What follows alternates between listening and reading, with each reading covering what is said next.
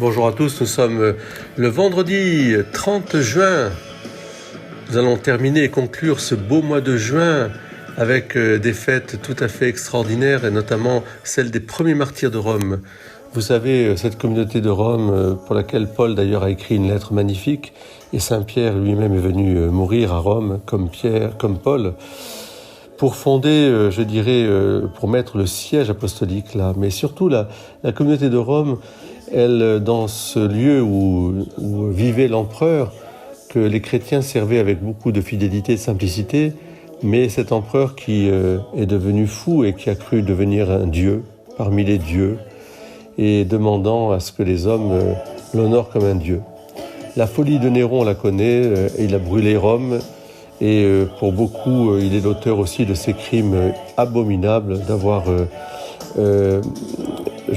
brûlé vif et crucifié tous ces chrétiens qu'il a rendus responsables de cet incendie.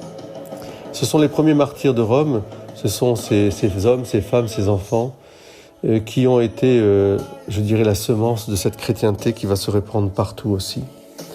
Combien aujourd'hui nous avons aussi à rejoindre nos frères et sœurs des communautés chrétiennes persécutées dans le monde parce qu'ils sont chrétiens simplement.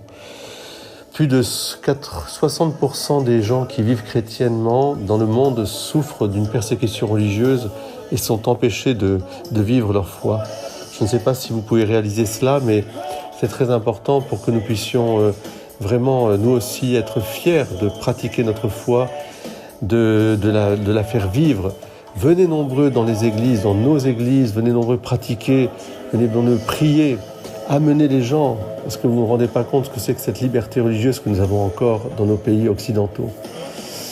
Alors soyez bénis et prions nos saints martyrs de Rome, qui nous donnent aussi cette foi et ce courage d'être témoins jusqu'au bout. Je vous souhaite un très bon vendredi dans le cœur de Jésus, puisque c'est le dernier jour du mois du Sacré-Cœur. Nous nous plongeons dans ce cœur, nous lui offrons tout ce mois passé, nous lui demandons pardon pour toutes nos fautes, pardon pour ce qui n'a pas pu être bien fait, et nous lui demandons surtout d'être brûlant de cette charité pour nos frères et sœurs. Soyons missionnaires, soyons, ardents à amener les uns les autres vers Jésus, le Fils de Dieu Sauveur,